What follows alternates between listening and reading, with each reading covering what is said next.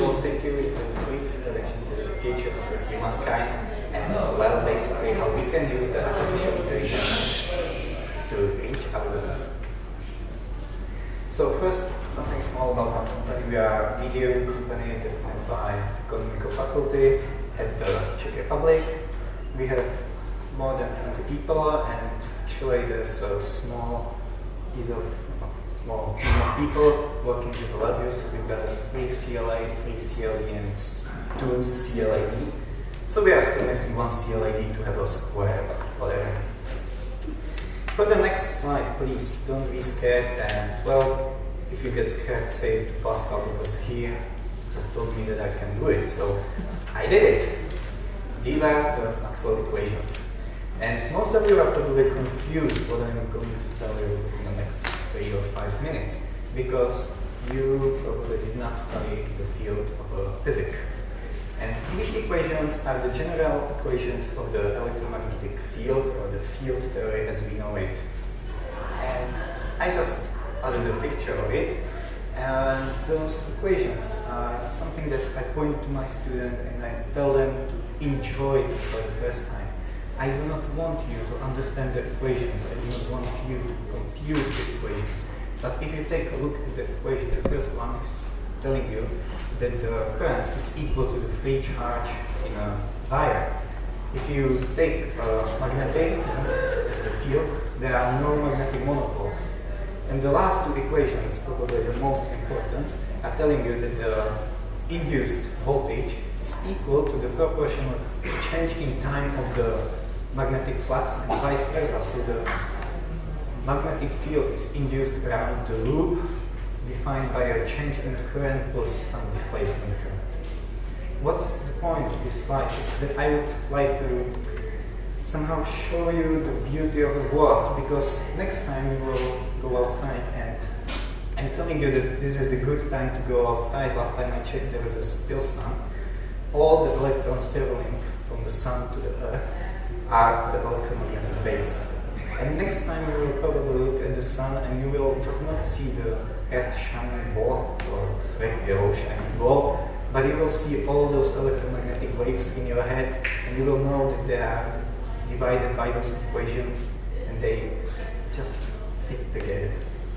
So I would like to have this as the goal of the presentation, and I tell my students that it's the point of seeing.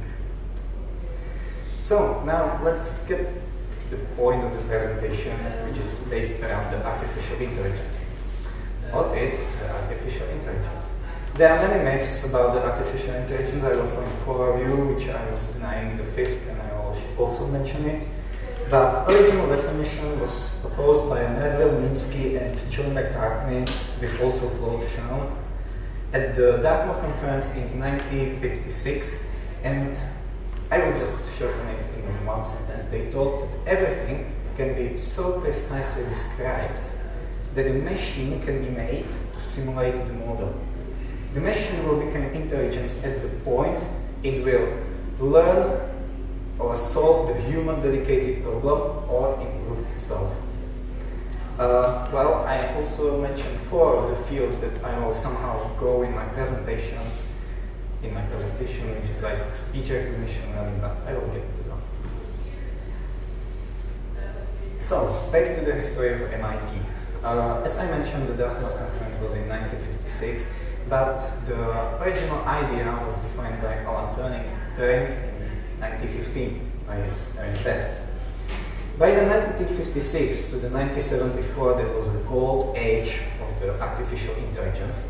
That's most of my days that I mentioned, and please know that they are like 50, 40 years ago, and I'm not developing something that's new. We as the humankind are working on the artificial intelligence for like, what, 50, 60, 70 years already. And we get to the point, I don't know if anyone will catch the 2016 achievement of the Google, beating the John Lee, I think, in a game of Go. It was achieved by a Google DeepMind, or the AlphaGo algorithm. So, before I start with the exploration and exploitation process of the AI, this slide is somehow introducing the general point of view because what we would like to reach in our world is to somehow simulate what we can describe. There were many presentations today about the modeling of the system, how we can model the programming that we do, but what if we cannot do the model? What about if you go into the casino, and that's a very well-known psychological problem, it's called the multi-armed bandit problem, and you've got like 5, 10, 15 machines, and you can pull any one of those machines to win prize or to lose your money. The question is, which one do you pull? And there is a huge gap between the exploration and the exploitation. If you know that you are in a casino for 5 to 10 minutes, you would probably stick to one machine and try to win out of it. But if you know that you will stay in the casino for the rest of your life, why not test all of them and see which one is best? So, my exploration process as I was going to the history of the AI went from a simple artificial intelligence like Pac-Man, going to the chatterbox, neural networks, driving self-car, chess. All those problems were solved 20 years ago, and in the end of the presentation I will also show you something more advanced dedicated to Google DeepMind. So, how do I start it? Yeah. Let's just put a video of Pac-Man that I wrote. Actually, please don't judge the program, because this was the first program that I wrote 2.5 years ago when I was starting with LabVIEW, and I know there are a lot of books inside the game. But actually, finding the path is one of the problems of artificial intelligence. As I mentioned, there are 5 myths about the artificial intelligence, and one of them is that the artificial intelligence is a magic algorithm. I'm just showing you, it's not. It's just the way of seeing. So if you take the simple rules that I've got here, it's cheating, by the way. That's why I get a lower grade in my school for this project. But whatever, cheating is not allowed at the university, you know. But finding the path is something that we as humans are really good at. But would you bet your life on finding the really shortest path between this hotel and the airport? Would you bet your life on like going from USA to Canada as the shortest possible path? No. And that's where the computers are really good at. We just use them to compute all the possible options, and the computer will pick the best. Problem is, if we want any possible path. If you want any possible path, as I did in a Pac-Man, you will probably get to the same point that the goose, first of all, are moving quite randomly. They are trying to catch the Pac-Man, but they don't have a purpose. And that's the problem of the AI. If we take a deeper look on what's going on, I would like to tell you a little bit of... Oh, sorry, something changed. I would like to give you a little bit of the theory, because most of the artificial intelligence of today is an expert system. Expert system is a system that employs the human knowledge in a computer to solve the problems. This process ordinarily requires a human expertise. Well, we all use it, don't we? If you take a simple process of developing your application, you will start with an if-then condition.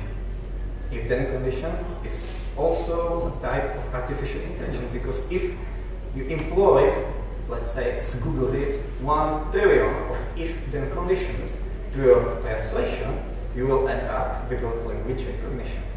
If you implement 10,000 millions of if-then conditions to your program, it will probably end up without the books. So why not to use this? This is commonly used in computer games I used to play, and well, I'm showing you here. So for the language recognition, I will probably end up reading this slide, so I will say something that's not really important, like,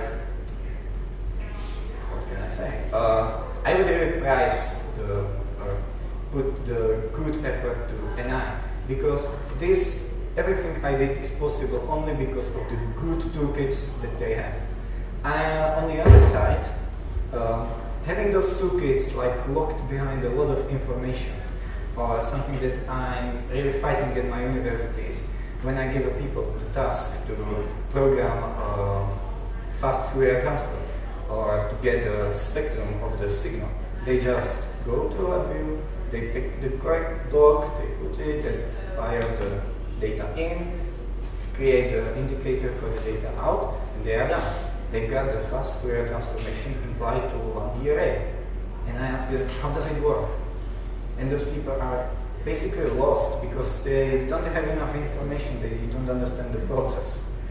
And well, as I was showing you the Maxwell equation, the general part is the process that we as humans do in our heads that computer cannot simulate.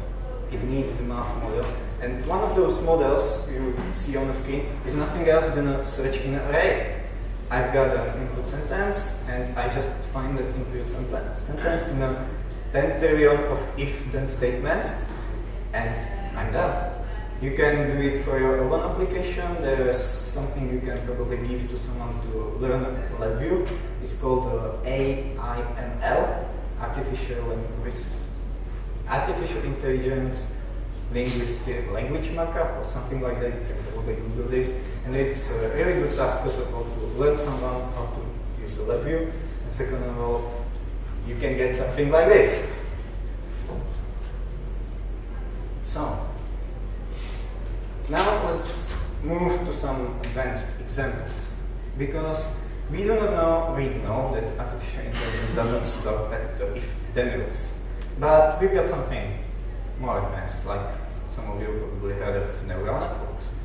For those of you that have absolutely no idea what the neural network means, it's just the classic regression, but in many dimensional space. Don't try to imagine that. I once did, and I ended with a 1000 dimensional space in my head trying to figure out what this is exactly doing. Because when I finished programming this thing, I was very impressed. Maybe I can start it over. No, never mind. Because after 5, 10, or whatever crashes into the wall, it learned how to drive a car in while my pixel grid board. But if we give a neural network more than my 3 inputs as the distance of the wall in front of it and at the 45 angle left and right, we can drive the car in our world. Where's the problem? Our world does have more inputs than just the walls. So, as I was starting the part of the exploration and exploitation, I mentioned that everything can be so precisely described.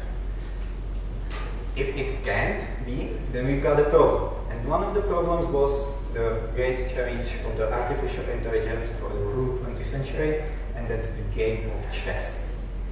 What's the problem? Well, chess has approximately 10 to the power of 120 possible positions. Just to imagine, someone of you knows how many atoms are there in the universe?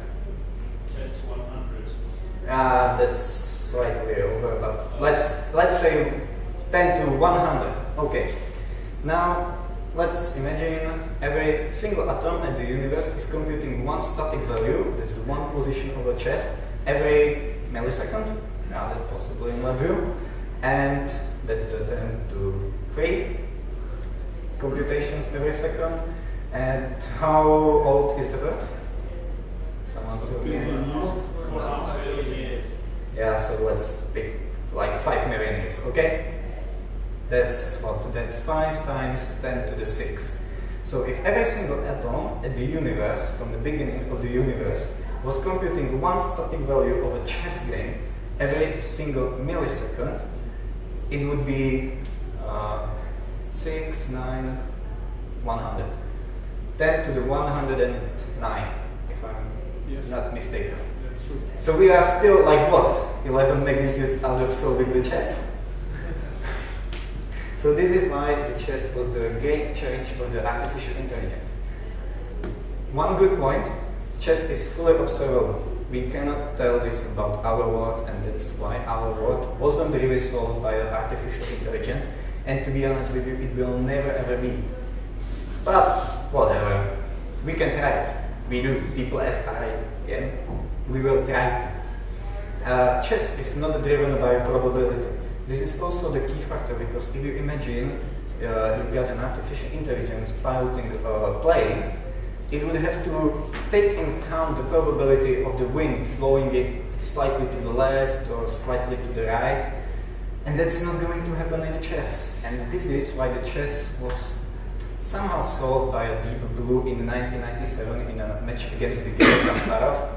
It's a really good story about the match, and he likes to point out that 1 year ago, so in 1996, he played the first match against Deep Blue and he won. But history doesn't ask. So why not to do it in LabVIEW, right? We have a chess, and we have a chess engine, and to be honest with you, I was recording this game the whole day because I was trying to not look like a stupid idiot losing to a chess engine that I wrote in 5 moves. So I just recorded it over and over, and I lost to my engine over and over. But how does the computer do it?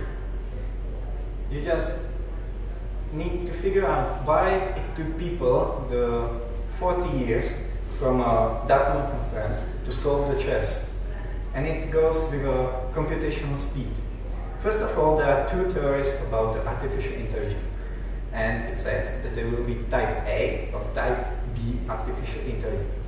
Type A requires or simulates the human brain, like neural networks, but with the deep understanding, because neural networks just generalize, just count whatever you give it, and they are learned for it. But they were trying to learn the computer to think as the humans do. The second approach, the approach that won in our world, because computers are getting faster and they are cheaper, and that's the brutal force. So if you take my engine, it's going to count like 2 million static evaluations every second. It's going to do alpha beta pruning, trying to go as deep as possible. It doesn't actually play a chess.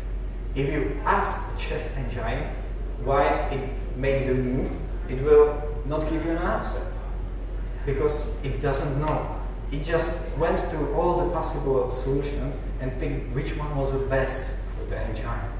If you ask a chess grandmaster why he picked the move, he will tell you that in tactical view or in strategical view, the move makes sense because this will lead to this or this will lead to this. There is a guy I would like to mention to you, which I actually lost on my paper. But he said that computers do know how to ask questions. Problem is, computers do not which of those questions are important. Or at least they do not know it yet. So if you make a computer able to ask the question, like it was what's the meaning of the universe, you will probably get the number 42. And the computer will tell you, well, you didn't really ask the question because you do not know the question. So, let's stop this game of chess where I probably look like an idiot if someone of you is playing the chess, yes? Well, maybe it's my lack of understanding, but why does it always see that artificial intelligence uses binary solutions instead for like first logical solutions?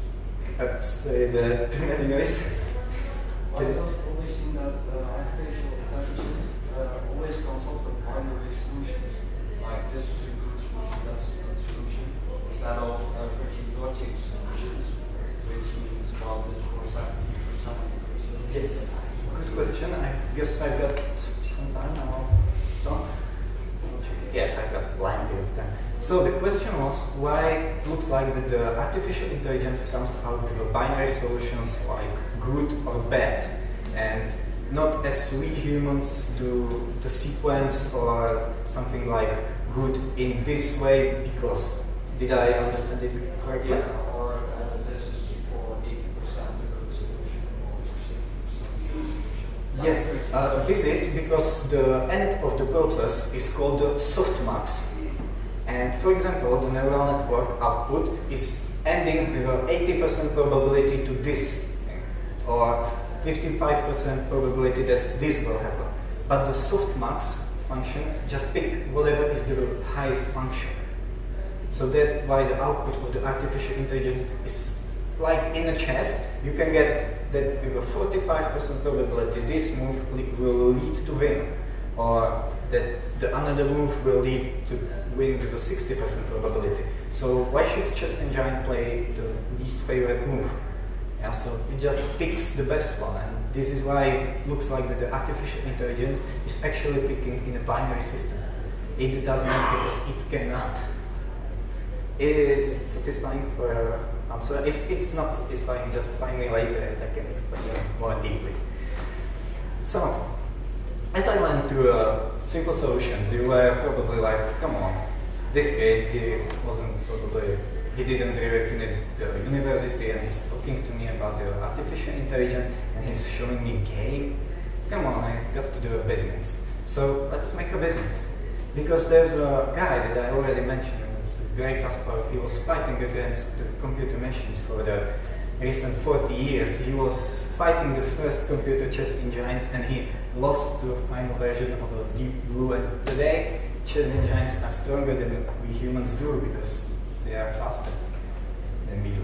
So why not to take the advantage of the computer, because the computer is good at computing, and why not to combine it with a human knowledge, human expert understanding of the position. There was a test done by Kasparov 2 years later after he lost to a Deep Blue, so it means in 1999. He created a chess tournament where everyone could enter the competition, and the competition was held over the internet where chess players were fighting against each other with the help of a computer.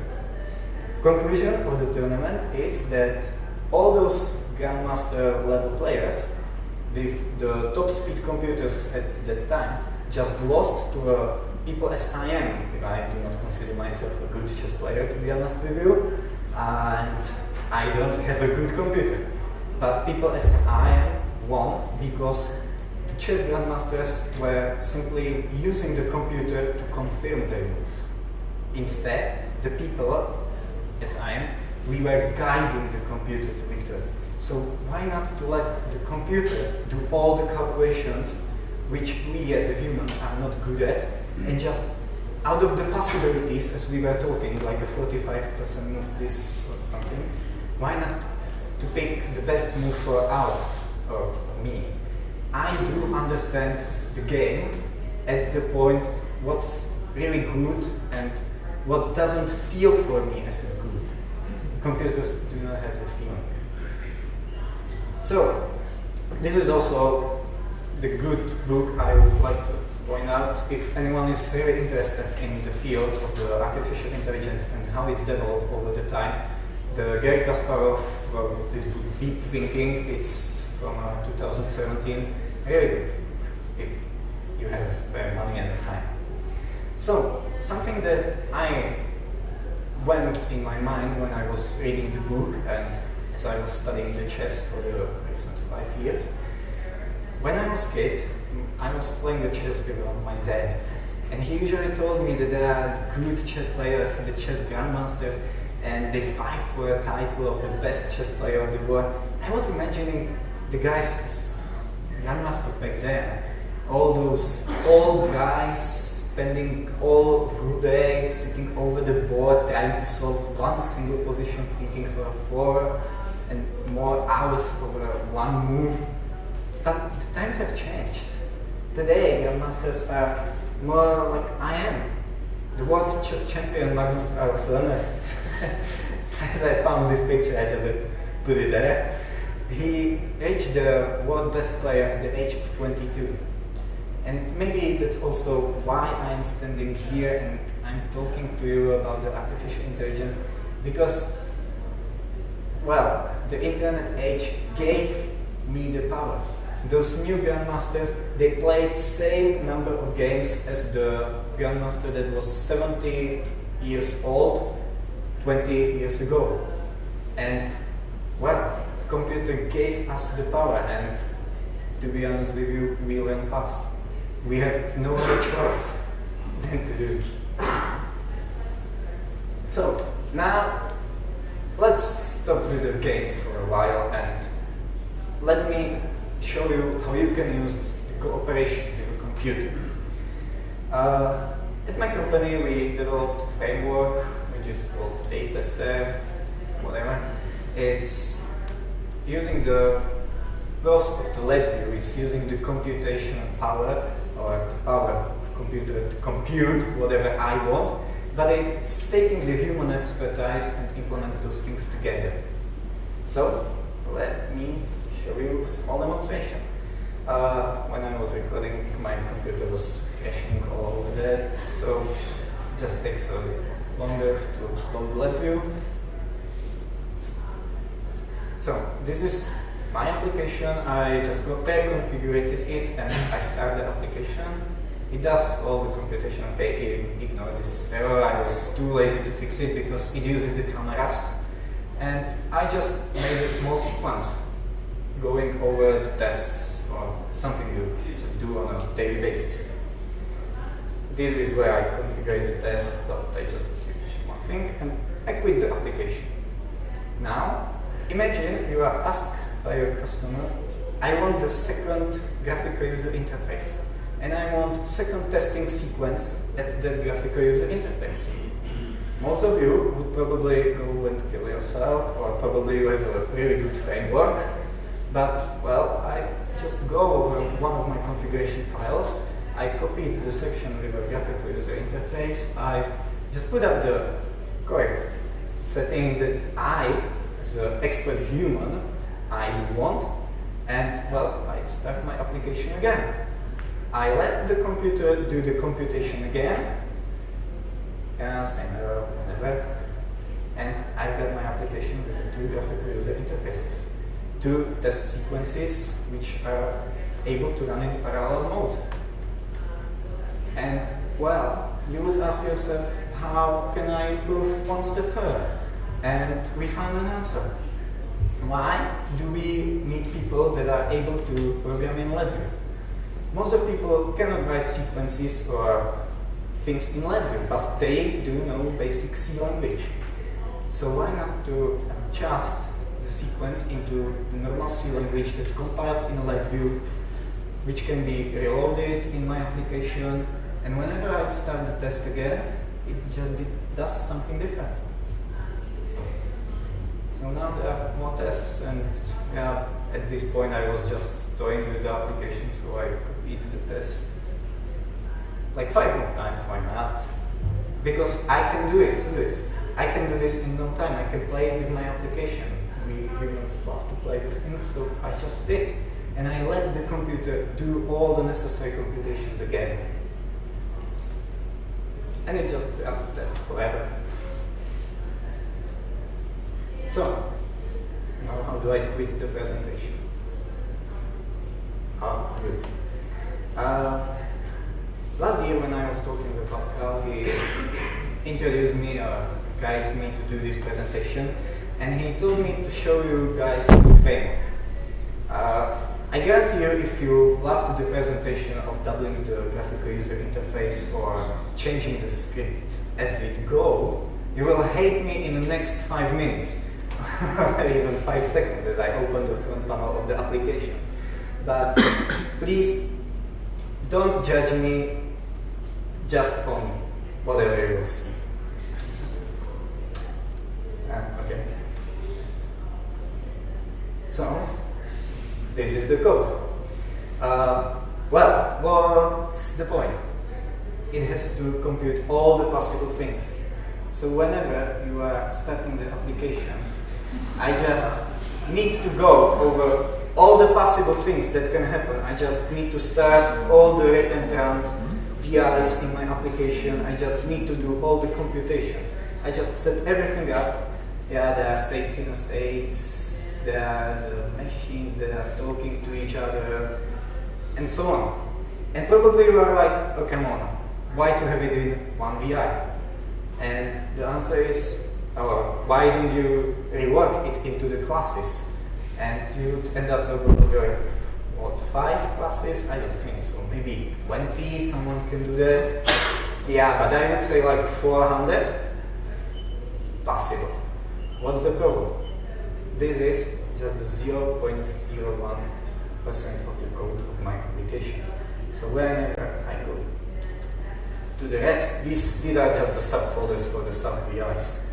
But I can start opening any other VIs, and yeah, it just works with the system. And I can go, this one. I can go more deeply into those, and you will see all those sequences, all those actors working together to make all the possible computations to the system. Like, I just need to compute all the possible stuff.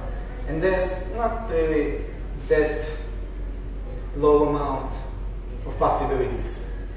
There's just plugins, or I can go over my devices. These are used to communicate with a controller sources, something like that. I can take my course. This is handling the code of the sequences. And well, because it's still the framework, then I need something like libraries, etc., etc., etc. I don't know. Maybe you would really do this in classes, but how many of them would you have? Would you still be able to debug the things? And I tell you, at one point I ended up with I was really surprised by this, because the LabVIEW doesn't have a limit for the number of the probes, because I have over 2,000 of them open at one time, with a 250 VIs running. And I was trying to find one thing that was really going over my mind. I can show you a small demonstration of some things that can happen in a LabVIEW. If you imagine you've got a number that's unsigned 16, and you just typecast it to a tabular. I was really surprised by these things happening, and because the input was this number. So I typecast it to an integer or unsigned 16, and it just somehow stores the data behind the floating point. But well, this is just one demonstration of something that can happen in LabVIEW, and well, people that are not aware of this can clearly do this in your frameworks. And if you really believe that you are good at debugging the application, you should really download not the latest version where it's probably repaired, but you should download the Tron game and find the book of teleporting Tron. So, I probably scared you enough. Yes? I have a problem understanding like your tie between the AI and what you show. I mean, what you showed was a typical like test system. Like how, I mean, is it learning from the images that you're taking? I don't understand the tie-in between the artificial intelligence. No, I'm just going over the course. Because I started with the artificial intelligence, and I will clearly end up with artificial intelligence. But I was also going over the Kasparov Law, because it just devolves from chess. It's just the flow of the ideas I would like to present it. So don't misunderstand the framework with the artificial intelligence. It's just something that uses the Kasparov Law because it does what the computers are best at, and it requires what we humans are best But at. how is it taking what we humans are best at? The fact that you're choosing the sequences to test? How can computer know? Let me show you the Game of Thrones. Because I have maybe a remark to that, because I was also confused by how to make sense of what I see. If I get you correctly, your framework has a number, or there's this a framework where you can address a lot of devices and have a couple of sequence steps, and you can mix and match them whatever you want. yes, And the challenge is, or was, that you cannot know beforehand which sequence the end user of the framework will choose, with which devices he will work, but your framework should provide the possibility to do every combination possible from each axis of the freedoms you have, right? Yes, exactly, and that's basically what it does. And the solution or the approach was not to do as maybe most of us do, like thinking of a good architecture, having a configuration, whatever. Instead, you went the way as taking, well, I'm computing beforehand, or I may be able to do every combination because the computer has simply power for every combination, and then I'm having now this single point in that n-dimensional universe for this set of devices and this set of sequence steps, and I'm taking just the result of the computation for this very sequence. Exactly. So maybe I will repeat it if anyone didn't read it. So the point is that because the computer has a power of computing, and I cannot tell how many of those combinations of devices or plugins there will be, I'm just giving the computer the solution to compute every single one of them, and whatever the human will pick up, the computer will provide to me. Is it correct data? But that means that if you add a new device, you have to add all the code where every possible sequence using that device has to follow. Yes and no. That's where I've got my main VI, and the main VI handles all those things. Okay, what is it? This one. And this is actually just this state, handles all the start and stop of the systems, and the system itself has a, well, you still need an API. So we have an API for a device, API for a plugin to just do the tests, and if you use the API like 1, 2, there are 3 type defs, 4, sorry, I'm lying to you. So 4 type defs that we use, and that's everything it has to do. Fancy. Yeah, maybe. And also, one thing that I would like to mention is that every single device and the plugin is its own actor. So, and everything can communicate with everything. So at the peak performance, I know I had 170 actors running at my computer with 4 graphical users interfaces, controlling over the security system of the machine, 8 motors, there were more like 40 pneumatic pistons, and there's still just one code for a motor that's communicating, and if it's written correctly, it will just run in parallel. And everything is handled by the system.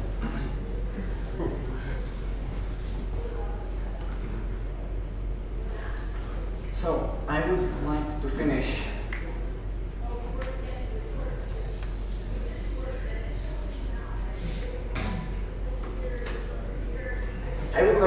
this with my recent experiment, and that's the Game of Thrones. Many of you, or I was expecting many of you to come on, I was expecting many of you to try to solve the Game of Thrones, and well, please forgive the framework that I just showed you, and try to listen this idea for the last part of the presentation. As I was trying to solve the Game of Thrones, you can probably check all those videos, but the last or the recent solution that I had was not to make the code.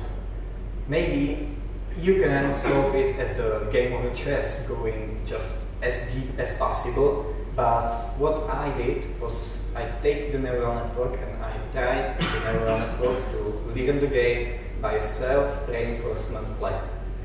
Problem of this is that you need immense computer power. So I just went to my school, I ran the Game of Thrones over all the possible computers I had, and I was collecting the data, trying the neural network to learn the Game of Thrones. And there are many possible problems like draw discounting, so most of my games ended up the bots running into another. There's the exploration and exploitation factor, because why should one agent play the game that he doesn't know, because, and on the other hand, why shouldn't he play the game that he knows he will win? Many more problems, but yeah, I ended up with this video. I'm not really sure if it's visible to you. I hope so, but yeah, this is something that you can play with, because that's what we want to do about. Yes? Did you ever consider using neural networks in combination with LabVIEW scripting to build applications?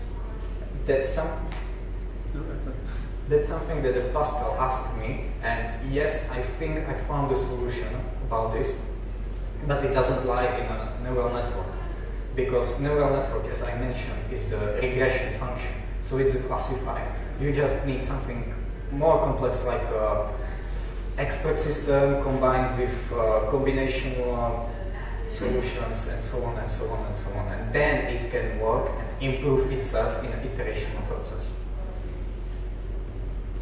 So, just to not make it very easy for you, I would like to put two last slides, which are how in the hell did I computate the Tron? And well, this is the one approach for the picking the move, and that's generally the Bellman equation, which I would like to mention because the guy, the Bellman, he's a genius. But well, that's something you will probably understand if you will deeper go into the neural networks or something like that, but I feel that I have to mention it. And in the end, you will probably end up with math like this. That's something you probably don't want, but if you are interested, it's also a really good math challenge, not just counting 10 power to something. So, thank you for your time. If you got some questions, I believe I got 2 minutes. Okay, so thank you for your time.